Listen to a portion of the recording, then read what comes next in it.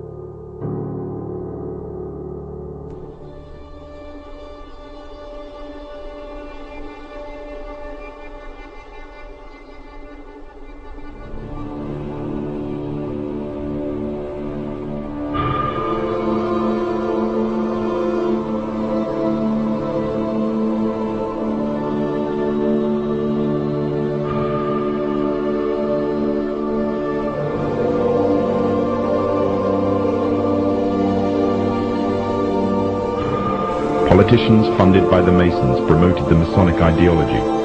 The secret lodges of the Masons were open to members of the French army. High-ranking officers and generals were indoctrinated to the Freemasons' way of thinking. With the people, the politicians, and the military of France under Masonic control, the Masons could finally strike. Freemasonry has worked in a hidden but constant manner to prepare the revolution. We are then in complete agreement that Freemasonry was the only author of the revolution, and the applause which I receive from the left, and to which I am little accustomed, proves, gentlemen, that you acknowledge with me that it was Masonry which made the French Revolution.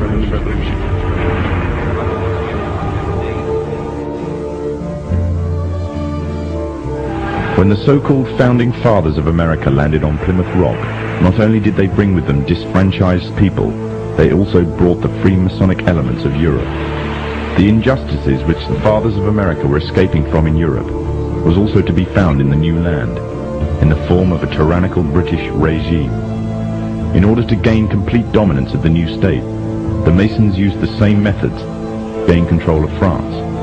Although the British monarchy was run by the Masons, the American War of Independence was a necessary action, and the people involved in the war were expendable for the Masons to fulfill their dream. Emotions of the people were manipulated into anger, and just like France, anger turned into war. This time, however, previous mistakes would not be repeated. The near defeat the Masons faced against Napoleon and his army in Europe taught the Masons a lesson. Any forthcoming leaders of the resistance must follow the Masonic agenda. The best way to do this was to ensure the leader himself was a Mason, and the leader who took the war to the British was none other than George Washington. On the 4th of July 1776, the Declaration of Independence was made.